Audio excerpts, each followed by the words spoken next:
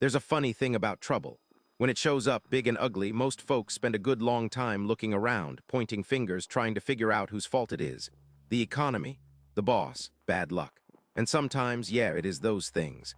But then every now and then a man, if he's honest enough, if he's pushed hard enough, will eventually run out of places to point. And that's when his finger, slow and reluctant, might just turn around and point straight back at himself. That moment right there, that's where the real work begins. That's where things actually start to change. That's where Floyd found himself. Floyd was a factory man, 47 years old, and he carried the weight of those years like a second skin. You could see it in the way his shoulders slumped just a fraction after a 12-hour shift, or the steady, measured pace of his walk, like he was conserving energy for the next long haul. His face was a roadmap of a working life. Lines etched deep around his eyes from years of squinting at schematics and glaring at stubbornly stuck bolts. A permanent crease in his brow that spoke of constant, quiet concentration. His hair, what was left of it, was shot with gray, a salt and pepper mix that matched the dust motes usually clinging to his work clothes. But it was his hands, more than anything, that told his story. They were wide, thick-knuckled, the palms cross-hatched with calluses like ancient riverbeds. These weren't the soft, manicured hands of a desk jockey. These were the hands of a man who'd grappled with steel, coaxed stubborn machinery, and hauled more weight than any single human ought to. They were strong, unyielding, built for purpose, and they'd seen more grease, grime, and honest effort than most folks see in a lifetime. They were a testament to his dependability, his quiet resolve. When he spoke, which wasn't often, his voice was a low rumble, direct and without frills, like a well-oiled engine. Floyd didn't waste words, he didn't waste anything. But beneath that solid, dependable exterior, behind those tired, observant eyes, lay a hidden weariness. It wasn't just the physical exhaustion of the job, though there was plenty of that. It was something deeper, a quiet hum of dissatisfaction, a sense of being stuck in gears that just wouldn't shift. He was the kind of man who'd stand by the coffee machine, listening more than talking, nodding along, absorbing the everyday gripes and grumbles without ever truly offering an opinion unless directly asked. And then when he did, it was always straight, no chaser, no sugarcoating, just the plain, hard truth as he saw it. But what he saw in himself, that was a truth he was getting mighty good at avoiding. Every morning, the same relentless drone of the alarm clock cut through the pre-dawn quiet at 5 o'clock. It was an old clock, the kind with glowing red numbers that seemed to mock the darkness. Floyd would grunt, a low, guttural sound that was less a complaint and more an acknowledgement of another day dawning, then swing his heavy legs over the side of the bed. The linoleum floor of his small bedroom was always cold, a shock that helped clear the last wisps of sleep from his mind. Beside him, Evelyn, his wife of 20 years, would stir briefly, a soft sigh escaping her lips, but usually remain nestled in the warmth, lost in her own dreams. He moved through the house with the practiced grace of a man who'd walked the same path 1,000 times.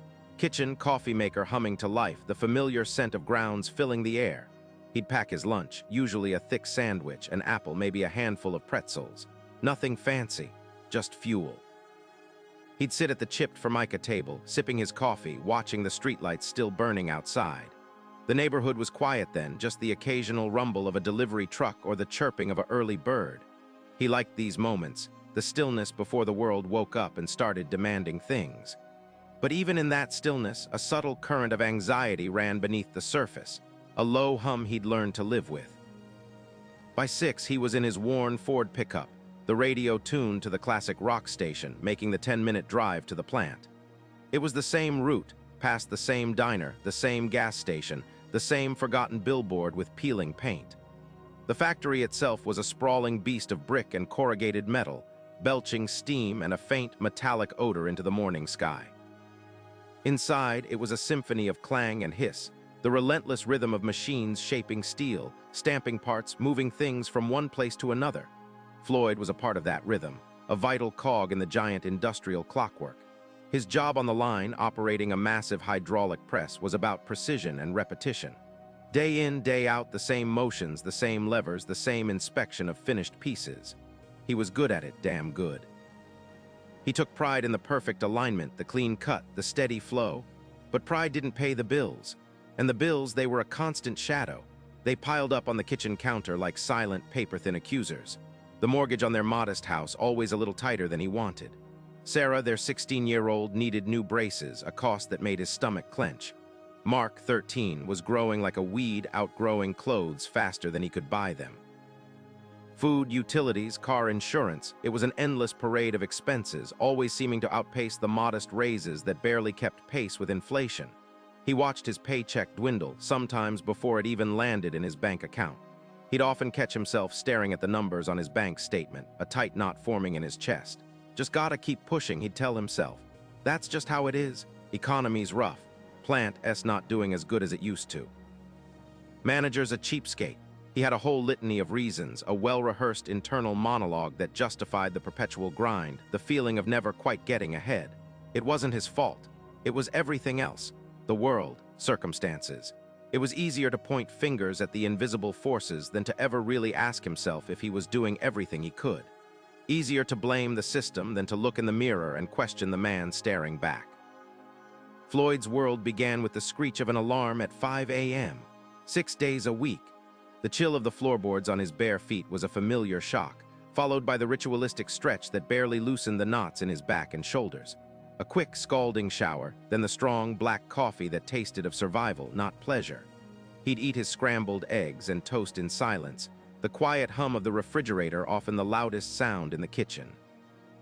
Evelyn would sometimes be up, moving around with her own pre-dawn ballet, packing lunches, but conversation was sparse, a luxury for later, for weekends if exhaustion allowed. Out the door by 5:30, the air still dark and cold, the old Ford pickup grumbling to life. The drive to the plant was a blur of empty streets and pale streetlights. He'd park in the same spot, walk the same path, punch the same clock. Once inside, the roar of machinery became the soundtrack to his life. The relentless clatter, the whine of the conveyors, the metallic tang in the air. His station, the stamping press, was a beast he knew intimately. Every lever, every gauge, the rhythmic thunk as another piece of metal took its shape. Hours bled into hours, marked only by the lunch whistle and the occasional shouted instruction over the din. It was a good job, a steady job, but it was also a treadmill, endless and unyielding. Coming home, the factory smell clung to his clothes, a part of him now. He'd kick off his steel-toed boots by the door, the small thud echoing in the entryway. Dinner with Evelyn, Sarah, and Mark was usually a quiet affair. He'd listen to the kids, chatter about school, offer gruff, concise answers when asked, but his mind was often still back on the line, replaying a minor fault, calculating numbers in his head. Money, it always came back to money. He saw the way Evelyn sometimes hesitated at the grocery store, the careful scan of prices. He saw Sarah's wistful glances at the popular brands her friends wore and Mark's worn-out sneakers. He felt the squeeze in his gut every time a utility bill with a higher-than-expected number landed on the counter. He kept a lid on it, though. Didn't want to worry them. A man provides. That was his code. But beneath the quiet dependability, something gnawed at Floyd. It wasn't just the stress of making ends meet or the monotony of the job. It was the whisper of what-ifs. He was 47. 47! He remembered being 20, full of grit and a rough-hewn ambition. He'd pictured something different for himself. Not a mansion, not a fancy suit, but more. A foreman's position, maybe, with real responsibility, a chance to innovate, to build something with his own two hands that wasn't just another part on a line. He'd even thought about starting his own small welding business once, sketching out designs in a tattered notebook he still kept hidden in the bottom of his toolbox. That notebook now felt like a relic from another life, a testament to a younger, more foolish Floyd. The dreams had slowly, imperceptibly receded, buried under the weight of mortgages and mouths to feed. He'd tell himself it was just how life was, a story he'd repeated so often it had become gospel. But sometimes, late at night, when Evelyn was asleep beside him and the house was silent save for the creaks and groans of an old home settling, he'd stare at the ceiling, the gap between the man he was and the man he'd once hoped to be felt like a canyon. A deep, dark canyon that he'd somehow fallen into without noticing, filled with quiet resignation and the ghost of unfulfilled potential. He'd feel a prickle of resentment towards the world, towards circumstances, even towards the younger version of himself who hadn't pushed hard enough, hadn't taken the risks. He'd always been a doer, a man who fixed things, but lately it felt like he was the thing that needed fixing, and he didn't even know where to begin. His stubborn pride, a trait he'd always considered a strength, now felt like a cage. It kept him from complaining, from asking for help, but it also kept him from truly looking at his own reflection. He knew there was more. A fire still banked deep within him, but he was too afraid to stir it. too afraid of what might happen if it roared to life and found nothing but ash. It was easier to just keep turning the wheel, to blame the current, to tell himself and everyone else that it wasn't his fault things were just this way. Easier to live with the quiet resentment than the terrifying prospect of admitting he might be the one holding himself back. He'd always managed to keep that canyon bridged with flimsy excuses, patched over with the familiar refrain of, "That's just how it is." But even the strongest bridge eventually crumbles under enough weight, and for Floyd, the breaking point arrived with the screech of grinding metal and the smell of burnt-out circuits. It was the new assembly line project, the one he'd been put in charge of. A big deal meant to boost efficiency and maybe save a few jobs down the line. Floyd had been proud to lead it, at least on the surface. But underneath, the old resentment churned. He grumbled about the supplier, the tight deadlines, the manager's unrealistic expectations. He'd signed off on a batch of critical components without thoroughly double-checking the specs, trusting the vendor's label instead of his own practiced eye. He'd been distracted, half listening to a grievance about overtime, half thinking about the mortgage payment due next week, just letting the paperwork slide across his desk with a practiced flick of the wrist. It was a small thing, a tiny oversight in a sea of details, but it was his oversight. The new line ran for barely 3 hours before the first shudder. A low groan escalated into a metallic scream that echoed through the plant, then a sickening crunch as gears seized and sparks flew. Production ground to a halt. When the dust settled and the engineers had assessed the damage, the report landed squarely on Floyd's desk. Faulty bearings, ordered to the wrong specification, signed off by him. The cost was staggering, not just the wrecked machinery, but the lost production, the delayed shipments. The manager, a man who rarely raised his voice, simply looked at Floyd with a weary disappointment that felt heavier than any shout. "Floyd," he'd said, his voice quiet, "we trusted you to make sure everything was right. This one's on us, but it started with you." There was no anger, no tirade, just a statement of fact that hit Floyd like a physical blow. He just nodded, his throat suddenly dry, the familiar excuses refusing to form. He carried the weight of it home, a lead ball in his gut. Evelyn met him at the door, her face a question mark. He tried to brush past her, to retreat to the quiet solitude of his armchair and the evening news, but she blocked his path. "What happened, Floyd?" Her voice was soft, but there was an edge to it he hadn't heard in a while. He mumbled something about cheap parts, about the supplier, about how the company was always cutting corners. He heard the old, well-worn script coming out of his mouth, words that usually brought a sigh or a weary nod from her. But tonight, Evelyn's eyes, usually so gentle, held a different fire. "Floyd," she said, her voice dropping to a near whisper, "it's always someone else, isn't it? The economy, the manager, the supplier, how things are. Never you." She didn't shout, didn't accuse. She just stated it, a simple truth laid bare. "I see you, Floyd. I see you working yourself into the ground, but I also see you getting angrier, not happier. And it's not just the world doing it to you. You've got a hand in it, too." Her words hung in the air, heavier than any accusation. He tried to deny it, to push back, but the energy wasn't there. The weight of the day, the manager's quiet disappointment, and now Evelyn's unflinching gaze. The flimsy bridge finally collapsed. He just stood there, watching her turn and walk into the kitchen, the truth of her words echoing in the sudden silence. He wasn't doing his best. He hadn't been doing his best for a long time. That night's sleep was a cruel joke. He lay there, rigid, listening to the rhythmic breathing of Evelyn beside him, the silent hum of the refrigerator from the kitchen. The digital clock on the bedside table glowed 3:17 a.m., then 3:18. His mind, usually so good at erecting walls against uncomfortable thoughts, was now a free-for-all. Every excuse he'd ever made, every grievance he'd ever harbored, paraded before him, stripped naked and exposed for the flimsy lies they were. The supplier was cheap, sure, but he still signed off on it. The deadlines were tight, but he still had a job to do.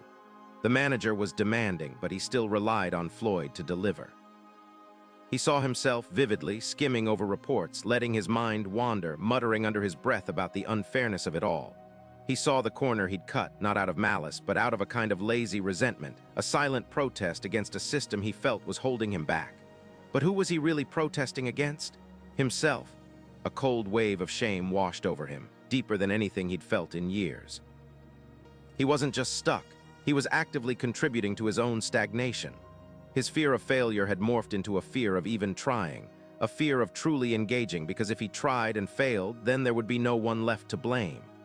He had created his own rut, not just fallen into it. He thought of Sarah, his daughter, asking for help with her calculus homework and how he'd sighed, pushing it off. He thought of Mark trying to show him a drawing and how Floyd had just grunted, eyes on the TV. He thought of Evelyn quietly mending a tear in his work shirt, her face etched with a quiet concern he'd been too blind to see. He hadn't just been letting himself down, he'd been letting them down too, in 1,000 small, almost imperceptible ways. His stomach churned. He slid out of bed, careful not to disturb Evelyn, and padded into the bathroom. He flipped on the light, the harsh fluorescent glow illuminating his reflection. 47 years old. The lines around his eyes were deeper, etched not just by hard work, but by worry, by resentment, by the slow drip of unacknowledged failure. His jaw was set, his shoulders hunched, even in the stillness of the bathroom. He looked tired, yes, but more than that, he looked defeated. And for the first time, he saw not a victim of circumstance, but a man who had chosen, through inaction and blame, to stay exactly where he was. The brutal truth hit him, sharp and undeniable. He was the problem. It wasn't the plant, it wasn't the economy, it wasn't bad luck. It was Floyd. He was the one holding the rope, and he was the one who needed to let go. He looked at his reflection, the defeat in his eyes, the set of his jaw, and a quiet, profound weariness settled over him. But beneath that weariness, something else began to stir, a stubborn, low thrum of defiance. Enough. It wasn't a roar, not even a whisper, just a deep, guttural conviction that resonated in the hollow space behind his ribs. He didn't know what to do, not yet. But he knew with chilling certainty what he wouldn't do anymore. He wouldn't blame the weather or the plant manager or the fickle hand of fate. He wouldn't stand by and watch his life and his family's wither under the slow rot of his own unacknowledged shortcomings. He wouldn't be the man in the mirror anymore, the one who chose stagnation over the terrifying prospect of true introspection. The next morning felt different, heavier. The alarm still shrieked at 5 a.m., the coffee was still bitter, the drive to the plant still a familiar blur. But inside Floyd, the silence had changed. It wasn't the comfortable quiet of routine, it was the tense hush before a storm or perhaps before a reckoning. He walked past the project board for the ill-fated Delta Line upgrade, the one that had cratered, costing the company a bundle. Normally, he'd glance at it, a quiet surge of resentment for the poor planning by management, the lack of support from procurement. But today, the familiar excuses felt like dust in his mouth. Today, he saw it for what it was, a monument to his own critical oversight. He had signed off on that last materials order without double-checking the specs against the new machinery. He had rushed it. He had convinced himself it was close enough. He'd blamed the supplier's late delivery, but the truth was he'd had the data. He just hadn't looked hard enough. Lunch break came, and instead of heading to the usual greasy spoon, Floyd went to his small, cluttered office. He pulled out the project files for the Delta Line. His hand hesitated over the thick binder. A knot formed in his stomach. This wasn't just reviewing old work, this was pulling back the skin, examining the ugly wound. Every fiber in his body screamed at him to stop, to find a distraction, to rationalize. He saw a pile of invoices that needed sorting. He could do that. He picked up a pen, then put it back down. No, he opened the binder to the section he'd rushed. The specifications, his initial calculations, the supplier's confirmation. He laid them all out on the desk, feeling a familiar tightness in his chest, a prickle of defensiveness. He saw the numbers, clear as day, staring back at him. It wasn't a slight discrepancy. It was a mismatch, plain and simple, that he had overlooked. He felt a wave of shame, hot and stinging. He wanted to ball up the papers, throw them in the trash, pretend he hadn't seen it. But that was the old Floyd. With a deep, shuddering breath, he grabbed a blank pad and a pen. Delta Line failure, he wrote at the top. Underneath, in a neat, unwavering hand, he started a new list. My errors. It was a short list, painful in its brutal simplicity, but it was a start. And for the first time in a long time, Floyd felt a sliver of something he hadn't recognized in years. Control. He was no longer just watching his life. He was, however painfully, starting to steer it. That small, painful list became Floyd's silent tormentor and his secret companion all at once. The next morning and the morning after that, instead of letting his mind drift to the usual gripes about the faulty machine on line 3 or the new supervisor's idiotic scheduling, he forced it back. He dragged it back to his part in whatever problem was gnawing at him. It was like trying to shave with a dull razor. Every pass scraped, every truth stung. Evelyn noticed the quiet. Everything all right, Floyd? She asked, her brow furrowed. He'd just grunt, not wanting to share the raw, exposed nerves he felt. How do you explain you're digging up your own faults, one by one, and it feels like you're pulling your own teeth. He found himself looking at old reports, not just for the Delta line, but for other projects, other decisions. He'd sit at the kitchen table late at night, a single lamp glowing while the rest of the house slept. Pull out his scratched notebook, the one he used for jotting down inventory numbers or quick machine specs, and start a new page. My errors day 3, or my errors day 7. It was never a long list, but each entry felt like a punch to the gut. Misjudged the load capacity on the old conveyor belt last spring. Ignored a gut feeling about that new vendor. Failed to double-check the packing manifest on the Smith order because I was too proud to ask for help. There were days he wanted to throw the whole notebook into the recycling bin, tell himself it was foolish, pointless. He'd catch himself blaming the economy again when he saw the soaring gas prices. He'd snap at Mark for leaving his bike in the driveway, ready to launch into a lecture about laziness, then catch himself. Was Mark lazy, or was Floyd just tired of feeling like he had to carry the weight of everything? And if he was carrying everything, whose fault was that, really? One particularly gray Tuesday, the hydraulic press on line 5 started acting up. A regular occurrence. Old machine, finicky.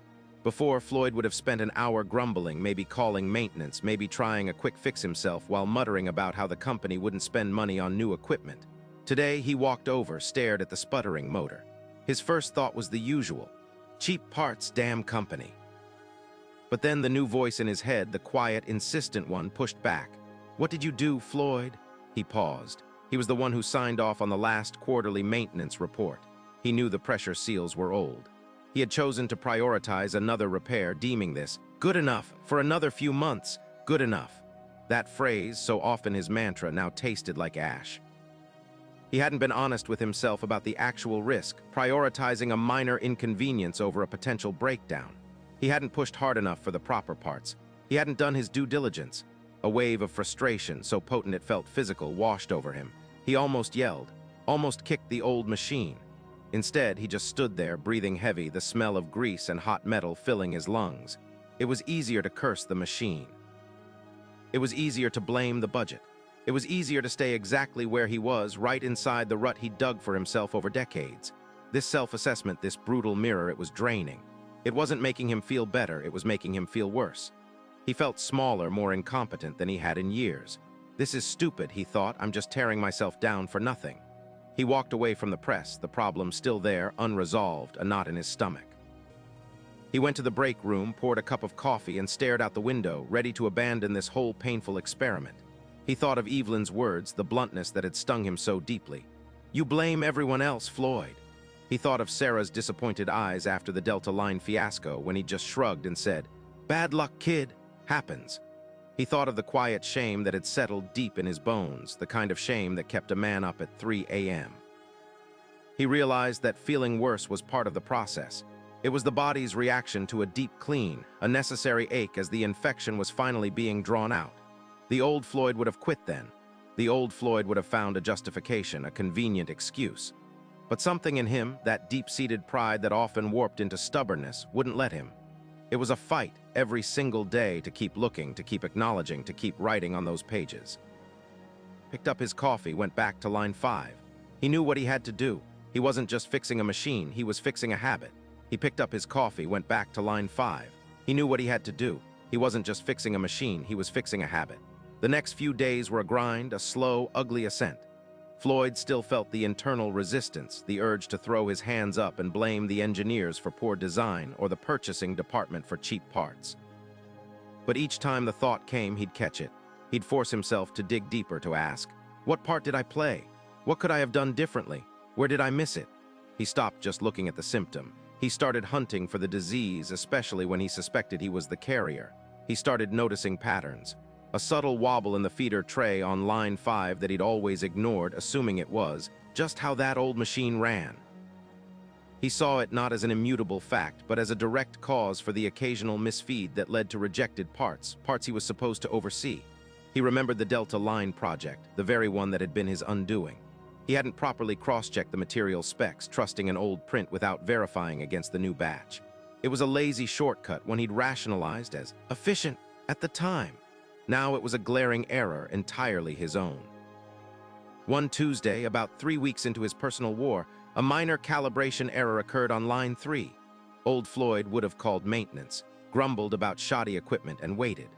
New Floyd, after a moment of reflexive annoyance, walked over to the schematic drawings tacked on the wall. He spent 20 minutes tracing the flow, checking the pressure gauges himself, comparing them to the ideal numbers in the manual he'd previously only glanced at. He found a tiny, almost imperceptible kink in a hydraulic line he'd never paid attention to. It was simple, overlooked, and entirely fixable. He fixed it. The machine purred. That evening, Evelyn noticed. He wasn't slouched on the couch, lost in the news. He was in the garage, cleaning his toolbox, not just tidying, but organizing. He even pulled out the old woodworking plane he hadn't touched in years, running his thumb along the blade. "What's up with you, Floyd?" she asked, a gentle smile playing on her lips. "You've been different." He shrugged, but a small, almost imperceptible lift in his shoulders betrayed a newfound energy. "Just clearing some clutter, Ev, in the garage, and up here." He tapped his temple. It wasn't a full confession, not yet, but it was an acknowledgement. The weight he'd carried, the quiet resentment, it hadn't vanished, but it had begun to shift, replaced by something lighter, more purposeful. Weeks turned into a couple of months. Floyd wasn't a different man. He still had the same calloused hands, the same solid build, the same lines etched around his eyes from decades of early mornings. But those eyes, they held a different light. They were sharper, more engaged. He still didn't offer opinions unless asked, but when he did, they were no longer just observations of problems, but often accompanied by a quiet, well-thought-out solution.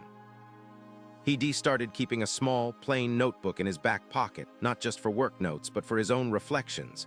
It wasn't a diary, not really, more like a ledger. Mistakes on one side, lessons learned, and actions taken on the other. He found himself looking ahead more, anticipating problems rather than reacting to them. The plant manager, a man who rarely noticed anything beyond the bottom line, stopped Floyd one morning. "Floyd," he'd said, "that modification you suggested for the feeder tray boosted our efficiency by 1.5 points. Good thinking." Floyd just nodded, but inside, a quiet satisfaction bloomed. It wasn't about praise, it was about the proof that seeing things clearly, even the ugly parts of his own contribution, actually worked. At home, the shift was even more profound. Mark came home one afternoon looking defeated, a failing math test clutched in his hand. Old Floyd would have sighed, maybe grumbled about how school was harder now, or how Mark just needed to try harder. This time, Floyd sat down at the kitchen table. "All right, son," he said, not with anger, but with a steady calm. "Let's look at this. Where do you think you went wrong?" He didn't offer answers. He guided Mark to find his own blind spots, to dissect the problem with the same methodical honesty he'd applied to himself. He even admitted, "Math wasn't my strongest subject either, Mark. I used to just hope I could slide by. That was my mistake." It was a small moment, but Sarah, doing homework nearby, looked up, a flicker of understanding in her eyes. Her dad was showing them how to fix things, not just lament them. One Saturday, Evelyn found him in his makeshift workshop in the garage, not just puttering, but diligently sanding down a piece of old oak, shaping it with precision. "You know," he said without looking up, his voice rough but clear, "I spent too long thinking the world was rigged against me, or that if something went sideways, it was always someone else's mess. Hardest thing I ever did was look in the mirror and admit I was the one making it worse sometimes. Felt like tearing myself apart, watching myself mess up over and over again on those pages. But that's where the real building starts, ain't it? Can't fix what you ain't willing to see broken." He ran his hand over the smooth wood, a quiet testament to patience and honest work. And sometimes, all a man needs is the courage to stare at his